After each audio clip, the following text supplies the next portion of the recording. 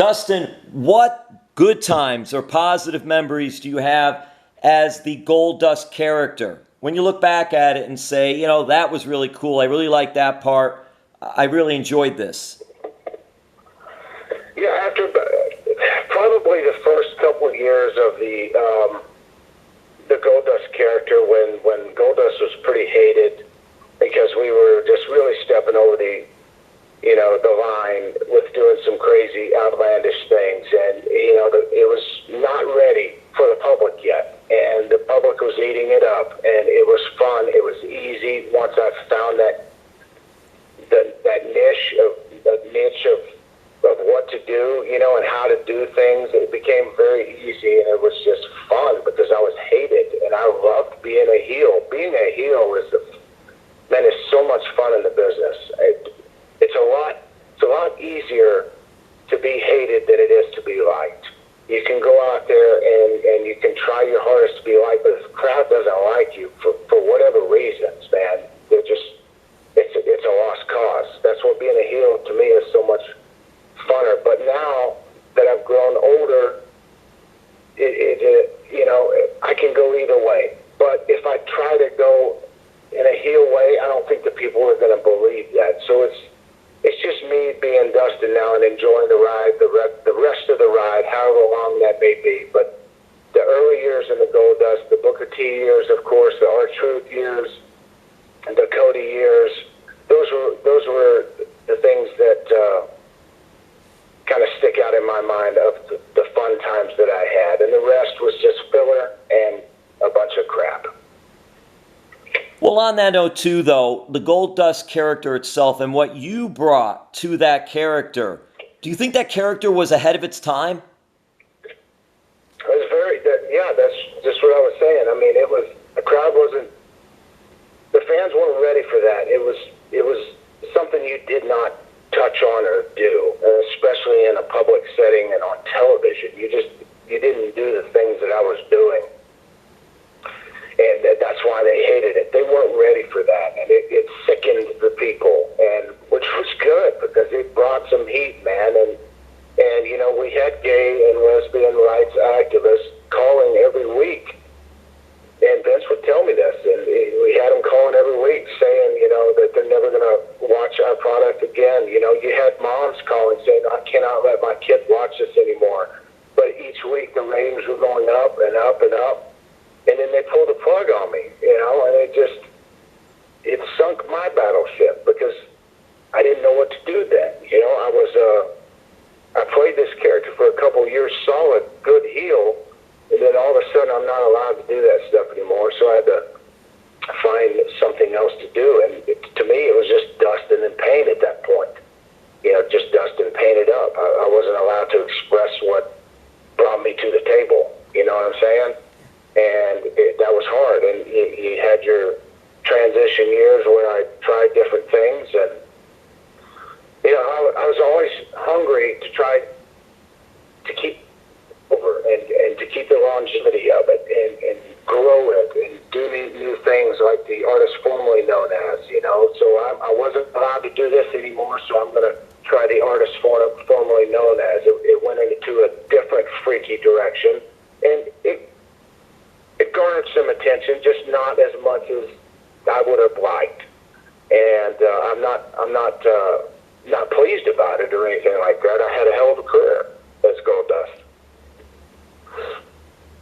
Your father, Dusty Rhodes, legendary. I say on the Mount Rushmore of pro wrestling, Dusty must be there, and he did things in front of the camera and also a lot behind the scenes. Was that something that ever interested you, working behind the scenes? And did you do anything with Turnbuckle when he was running Turnbuckle? Yes, I did a lot with Turnbuckle. That was kind of a taste of it on a very, very small scale. But, growing up, I wanted to perform. I wanted to, on the early years, be like him. I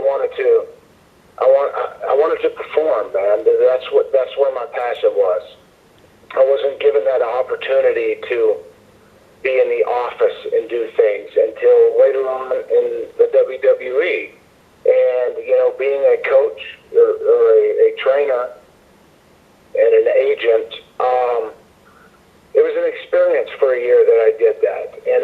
love helping the young kids that want to help. If somebody comes ask me for help, I can set them in the right direction because I know what works. I know what doesn't work. And I just look at their style and I'll help them as much as I can, and I think I'm good at that. Now, being in the gorilla position on a headset and it being such a tight ship with 15 people talking and this and that, screaming at you all the time, that's no fun. I want to concentrate on my talent and make sure that they look good, but we're not really allowed to because we're only allowed to do, so much. I guess if I was the boss, it would be a lot easier and funner to manage those things and to help the talent. Yes, I would love that, but I've never been offered that position. I've always been a talent and somebody who can, if they say, hey, go help him, he needs some help, more than at the drop of a hat, I'll go help him. And I think that's just where kind of Dustin Rhodes has always been, has just been the performer. Now, if there's something opened up in All Elite Wrestling in an office standpoint, I would love that. I would take it in a heartbeat. It's a good time to be there right now. It's a great time to do what you love, and I've been in the business a long time. I think I have a lot to give to people that will listen. And so, yeah, I just got to see what's presented here after Fight for the Fallen and go from there. I'll kind of take it one show at a time, Well, it's interesting you said that because helping others, coaching, training them, giving them advice. Do you think, I don't know what direction AEW is going with this. Do you think, or I don't even know if this has been talked about even. Do you know or think if AEW is going to open their own wrestling school? And if they did, would that be something you would like to be involved in? I think, and I was planning on talking to Tony about this, I've been wanting to open up a wrestling school for quite some time, and I think Texas would be a good place for it, and a good place for an AEW wrestling / Dustin Rhodes wrestling school to get these kids ready, and I would be all for that. All for that. Yes, I definitely think they need a place, just like the other company has the other place. And I think it's important when you're bringing in talent that are hungry and young and need a place to train and learn how to do things properly, learn how to speak properly, learn how to cut your promos and whatever else is offered. Yes, definitely. That is something that is, I think, 110% needed. Dustin, did you ever think Cody would be someone to start a pro wrestling company? No, actually, I did not. But that never really crossed my mind. I mean, I knew Cody when he left. He was going to go do his thing, man. And Cody's very creative. He has a lot of my dad in him in that aspect, and that Booker personality to where he can think things down the line for a month or 2 months and put it into a program. He's very good with that, creating angles and finishes and storylines and stuff. So he's going to thrive at what he's doing. I think it's important, though, that him and the Young Bucks and Kenny Omega keep their unit small. I think it's important that you don't have too many hands in the kitchen, because that's when problems arise, and he said this, and you do this, and he said to do this. Too many hands in the kitchen just causes chaos. And the group that they have right there with Tony and the four of them, I think it's very special, and it's very unique, and it needs to remain that. I really, truly believe that. Now, if you have somebody who can come in and help with creative or just offer their, help occasionally with creative, that's cool. But you need that tight unit that everything that they decide to do goes through those four men, and you put out the best show that you can, and no matter what anybody says, and you go around in that group of four and you spitball ideas, man, and everything right now they're doing is sticky.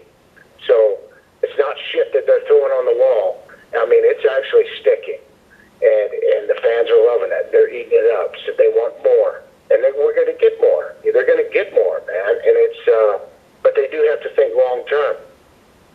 In my opinion, they have to start thinking about the long term. Okay, how are we going to do this weekly on television? Because that's where it's leading.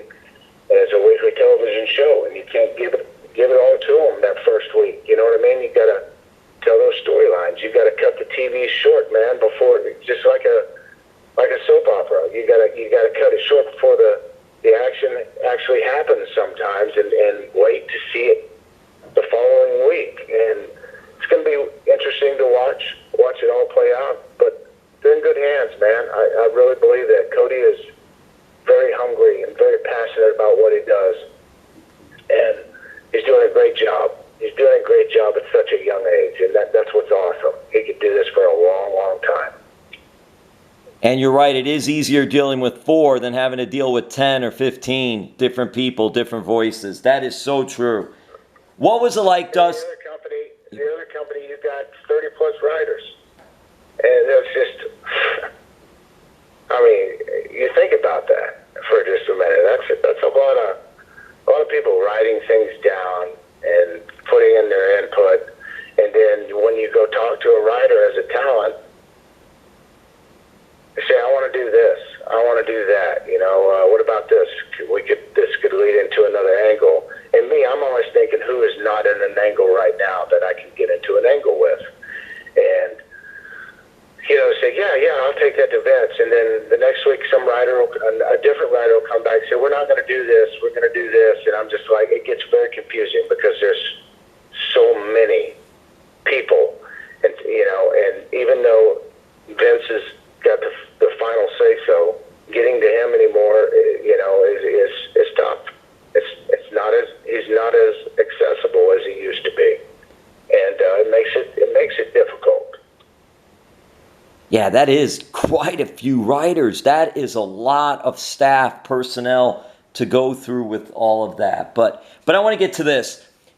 When Cody made the speech after your match, and you just felt the emotion, you felt it, he felt it, the crowd felt it.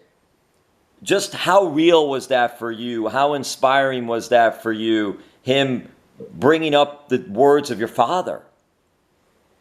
Well, you know, at that point, it was pretty cool. It's pretty special, man. It's like I said, that night after the 1, 2, 3, and I rolled around and came up and I started taking off my boot, man. And I was genuinely crying, and it was a cry of happiness and joy, and looking at all the fans, and everybody in that arena was standing, and it was just, there is nothing we could have done wrong that night. The stars aligned for every single thing. I could have missed 15 spots and botched a bunch of shit, and it would not have mattered. It was such a special night, but I didn't. We nailed just about everything, man, and it was very cool to be a part of. And standing there, I'm starting to cry. Everybody else is crying. And then Cody comes in and he cuts his promo, and I can see it in his eyes. And you know how Twitter is, man. It's, oh, Cody wasn't really crying, but it was. I know my brother, and when we hugged, man, it was freaking just, I get goosebumps every time just watching this back, and people watch this match over and over. It's one of those that will stick in the minds of wrestling for a long, long time to come. And like I said, in 31 years of me being in this business, that topped it all. There's nothing that can possibly top what I just did at Double or Nothing with my flesh and blood, with my brother and family, man. And it was very special. And I know Dad had the best seat in the house that night, looking down. And it's just, God, it's awesome, man. I mean, it was incredible. You can feel the emotion when you see that. And you know what? You're always going to have somebody out there that's going to say something or do something. But for the most part, most of the reaction from the social media was very positive and very happy and very emotional, too, for what you both did that night and then the aftermath. Yes, sir, it was. It was very special. Even Meltzer, man, I could see, in the back when we did our little press conference afterwards, I could see it in his eyes, man. He just, Meltzer looked like a kid again, man, just with the excitement with this show that was just put on. And it was crazy, man. It really was. He gave us 5 stars, and god dang, I don't even know if I've ever gotten a 5-star match, but I was very, very thankful for that and pleased with that, because to me it was perfect. I mean, it was perfect to me. Fight for the Fallen. All proceeds will go toward victims of gun violence. You've been in the business. You've told us that. We know that. How important is it to, when you're part of a group, whether it's pro wrestling, whether it's other sports, whether it's entertainment in any form, to give back? And what do you think about giving back to victims of gun violence? I think it's very important to give back. Any gun violence, period, is a bunch of crap, man, and it needs to stop. People have to realize that life is very, very precious, and you have to treat it as it's precious. You have a disagreement or this and that, you have to look at other ways to get through your disagreements. Not everybody is going to see eye to eye, and especially with guns and violence, man, to take someone's life is pathetic. It's sad. It destroys lives, and life is very, very special. And with giving back, for me, giving back to the fans, which is what I love to do right now, and the kids that are coming up in the wrestling, in the business, I think it's very important that I pass on my knowledge to them and teach them like I had, the old timers brought me up when my dad taught me to keep my mouth shut, to do what they said, and to listen and learn, and that's what I did. And they taught me, and they led me in the right way, and I was raised the right way. And I think it's important that people like me that have been in the business for an extended period of time give back. And like when I go to these Comic Cons and conventions and things, it's on a more personable level. Now, instead of walking to the ring and high-fiving, and not stopping to have a conversation, I can do that now. I think that's important for me. And I enjoy doing that, giving back to the fans, because they've given me their love, their hate, their laughter, their tears for so many years. It's only right. It's only right for me to do that. But gun violence, number one, needs to end. And we need to bring awareness to